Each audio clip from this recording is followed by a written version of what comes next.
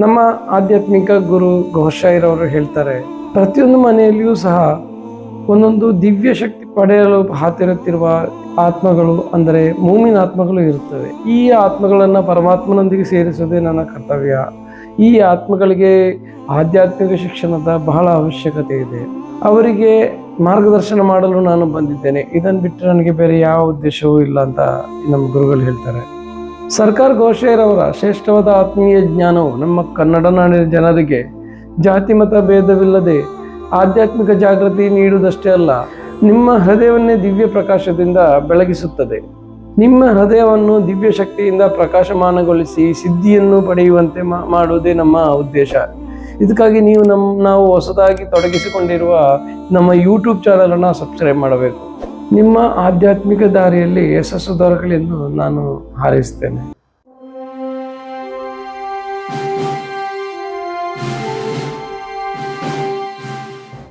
Hello friends, ನಮಸ್ಕಾರ. ಗೋಶೆ ಮರ್ಹಬಾ, ಅಸ್ಸಲಾಮು ಅಲೈಕುಮ್. ಎಲ್ಲರನ್ನು ನಮ್ಮ ಯೂಟ್ಯೂಬ್ ಚಾನಲ್ ಸೂಫಿ ಸೋಲ್ ಅವೇಕನಿಂಗ್ ಕನ್ನಡ ಇದಕ್ಕೆ ಸ್ವಾಗತಿಸ್ತೇವೆ. ಸ್ನೇಹಿತರೆ, ನಮಗೆ ಇರೋದು ಒಬ್ಬನೇ ದೇವರು, ಆದರೆ ಹೆಸರುಗಳು ಹಲವಾರು. ಬೇರೆ ಬೇರೆ ಹೆಸರುಗಳಲ್ಲಿ ಕರೀತಾರೆ. ಕೆಲವರು ಅಲ್ಲಾ ಅಂತಾರೆ, ಕೆಲವರು ಶ್ರೀರಾಮ, ಶ್ರೀಕೃಷ್ಣ ಅಥವಾ ಈಶ್ವರ, ಹೀಗೆ ಹಲವಾರು ನಾಮಗಳಿಂದ ಕರೀತಾರೆ. ಅದು ಅಲ್ಲದೆ ಇಸ್ಲಾಂನಲ್ಲಿ 99 ಹೆಸರುಗಳಿಂದ ಕರೀತಾರೆ.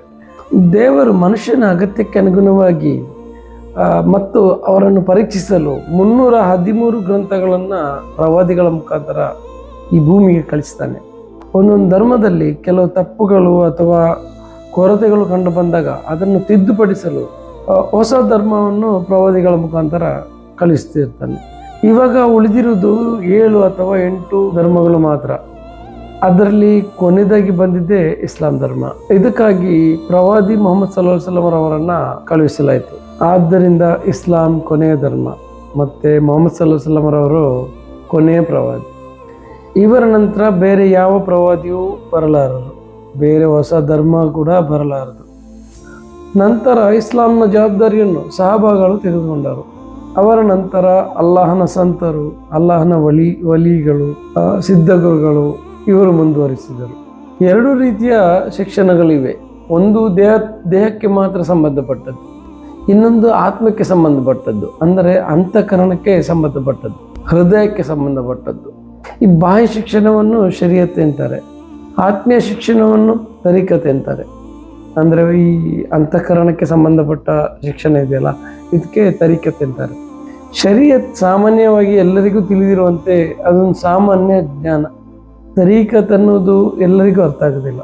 ಅಂದರೆ ಈ ಆತ್ಮಕ್ಕೆ ಸಂಬಂಧಪಟ್ಟ ಶಿಕ್ಷಣ ಇದೆಯಲ್ಲ, ಇದು ಎಲ್ಲರಿಗೂ ಅರ್ಥ ಆಗೋದಿಲ್ಲ, ಕೆಲವರಿಗೆ ಮಾತ್ರ ಅರ್ಥ ಆಗ್ತದೆ.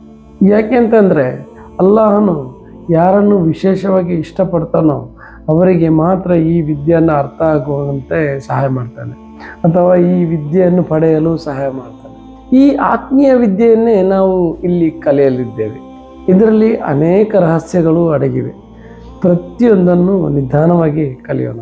ಇದಕ್ಕಾಗಿ ನೀವು ನಮ್ಮ ಯೂಟ್ಯೂಬ್ ಚಾನಲನ್ನು ಸಬ್ಸ್ಕ್ರೈಬ್ ಮಾಡಿ. ಎಲ್ಲಕ್ಕಿಂತ ಮುಖ್ಯ, ನಿಮ್ಮ ಹೃದಯಗಳು ದಿವ್ಯ ಶಕ್ತಿಯಿಂದ ಸಿದ್ಧಿ ಸ್ಥಿತಿಗೆ ಏರಿಸಬಹುದು. ಅಂದರೆ ಹಿದಾಯತ್ ಎಂಬ ದಿವ್ಯ ಮಾರ್ಗದರ್ಶನ ಪಡೆಯಬಹುದು. ಹಿದಾಯತ್ ಅಂದರೆ ಅದು ಇಂಗ್ಲಿಷ್ನಲ್ಲಿ ಗೈಡೆನ್ಸ್ ಅಂತ ಹೇಳ್ತಾರೆ. ಹಿದಾಯತ್ ಗೈಡೆನ್ಸ್, ಕನ್ನಡದಲ್ಲಿ ಮಾರ್ಗದರ್ಶನ. ಮತ್ತೆ ಭೇಟಿಯಾಗೋಣ. ಧನ್ಯವಾದಗಳು.